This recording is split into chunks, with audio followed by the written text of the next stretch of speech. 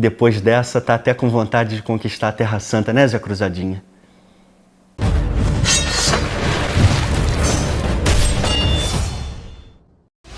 Oi, aqui é o Thiago Braga, sejam muito bem-vindos ao Brasão de Armas. Você que acompanha meu trabalho sabe que eu curto metal pra caramba. Não todo tipo de metal. Um é metal espadinha. E o outro é metal ditadurazinha. Porque os dois cantam fantasiazinha. Nem esses doentes aí, metade border collie, metade filhos do satanás. Nem essa nojeira aqui. This is a fun little song about shooting blood from your cock. Você sabe que eu já te ouvi muito, né, canibal? Mas com 38 anos, mundo ruim desse jeito, ficar ouvindo comida de volta à vida, cara amassada com martelo, você deixou a cabeça de muita gente estragadinha, hein, Cacá? Isso aqui eu gosto pra caramba. Ó meu professor Betão aí, monstro. Agora, a banda que deu uma lavada na minha mente foi essa aqui.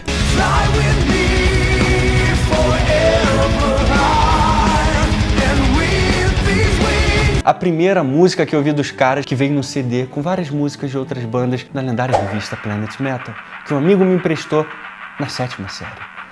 Só casca-grossas lembram de Planet Metal. Ouvir metal naquela época era um negócio difícil pra caramba, ainda mais em Itaboraí, aquela terra do nunca, que eu amo. A gente valorizava cada fita cassete e CD pirata. E você fica aí, ouvindo Linkin Park, Limp Bizkit no Spotify, que a mamãe paga pra você se achando roqueirinho? Acorda pra vida, menino. Falando em mamãe pagar, por que você não pede pra ela comprar essa tech t-shirt novinha pra você? O que você acha? Vai por mim, essa pretona aqui combina até no show dos Border Collie. Além do que, naquele calor de show, de um monte de gente suada, uma tech t-shirt te deixa ventiladinho e fresquinho. Isso aqui é qualidade pura, senhoras e senhores. Então é o seguinte, usa o meu código para você ganhar um descontaço e pegar logo a sua tech t-shirt ou qualquer outro item do site. Clica no link na descrição que vai te levar direto para o site da Insider e é só aproveitar 12% de desconto no site inteiro. Não tem nada melhor para vestir do que a Insider, assim como não tem nada melhor do que uma série nova no Brasão de Armas. A partir de hoje a gente simplesmente vai fazer a análise das músicas mais conhecidas da história do metal. E a gente tinha que começar com ninguém mais, ninguém menos do que os maiores contadores de história do metal pesado, Sabaton. E com a música que criou tanto Zé Cruzadinha que dava pra fazer a 9ª cruzada fácil. The Last Stand.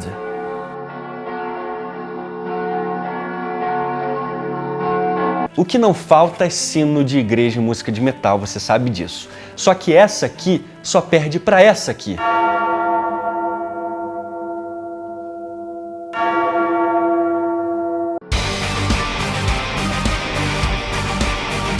Olha a cadência desses riffs que conectam com a ideia central da música. O som todo está conectado a um tema central, que é a rebelião de Carlos V, imperador do Sacro Império Romano Germânico, que era o imperador mais poderoso da Europa desde Carlinho Magno.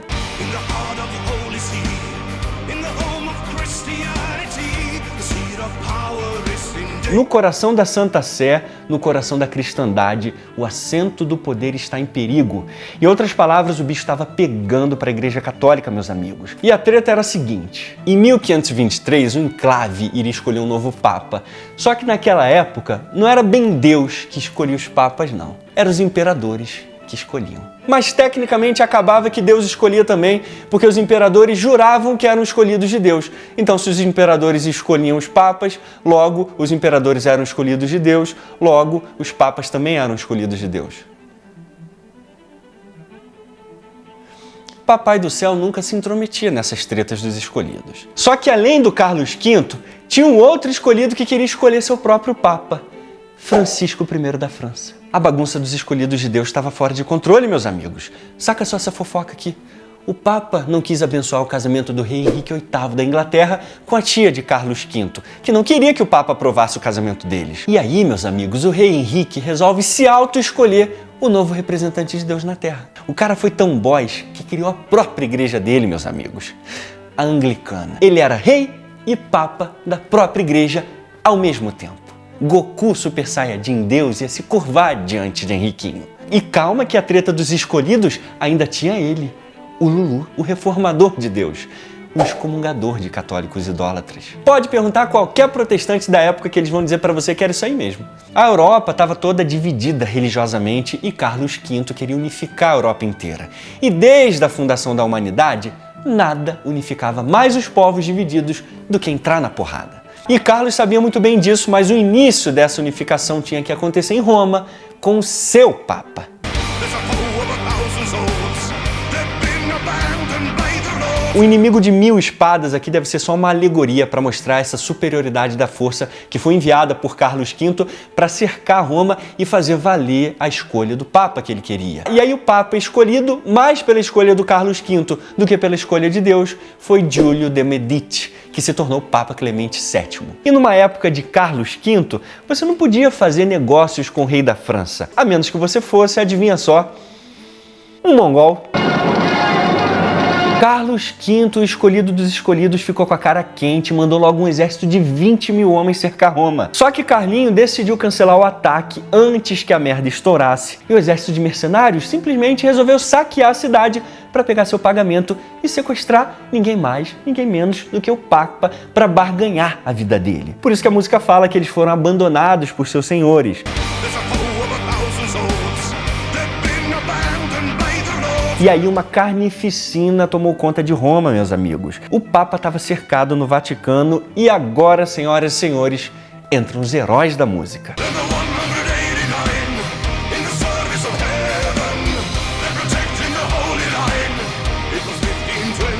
O Papa quase foi pego se não fosse pelos seus 189 guarda-costas pessoais. Naquele dia de 1527, a guarda suíça segurou milhares de invasores por tempo suficiente para o Papa conseguir escapar por uma passagem secreta que ia do Vaticano até o Castelo San Angelo, conhecida como Passetto di Borgo. E é por isso que a banda fez essa referência à famosa frase de Jesus Cristo na oração do Pai Nosso: seja feita a vossa vontade.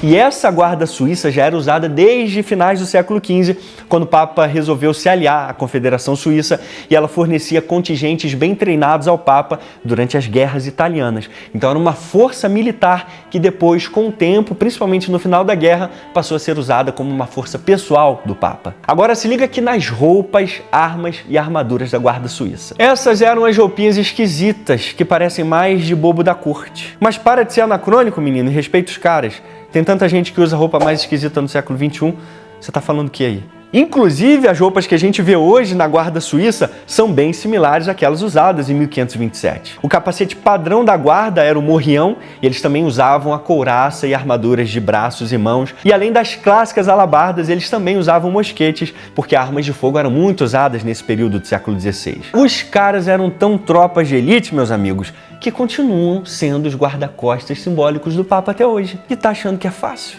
entrar na guarda suíça? Os candidatos têm que ser homens católicos, solteiros, entre 19 e 30 anos de idade e pelo menos 1,74 metros de altura. E que ainda tenham concluído o treinamento básico nas Forças Armadas Suíças e possuam um diploma profissional no ensino médio. E você fica aí, ouvindo a música do Sabaton, se imaginando na guarda suíça? Acorda pra vida, menino.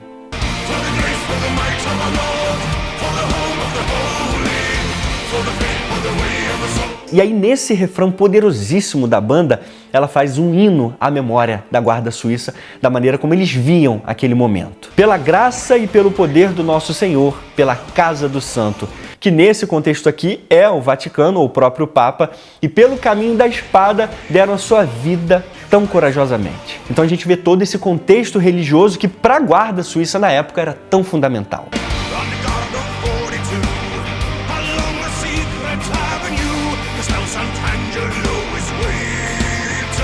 Aqui eles estão fazendo referência aos 42 que foram liderados por Hércules Goldi, que escoltaram o Papa por essa passagem que saía do Vaticano até o Castelo San Angelo. E essa fuga do Papa e ele continuar vivo foi fundamental para manter as coisas mais controladas em Roma. Porque com certeza se o Papa tivesse morrido, o caos teria sido generalizado e irreversível. Porque a guarda conseguiu manter ele vivo o suficiente até os saqueadores se dispersarem e reforços chegarem.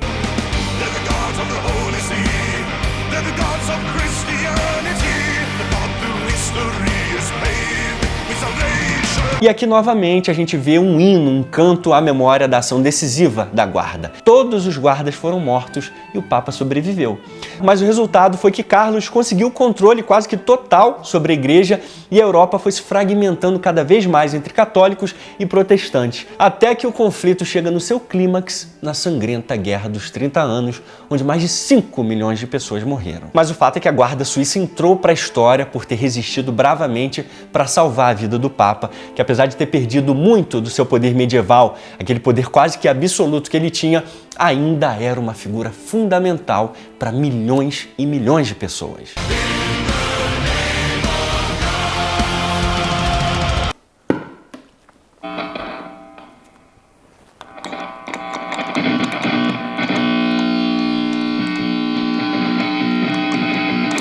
Pô?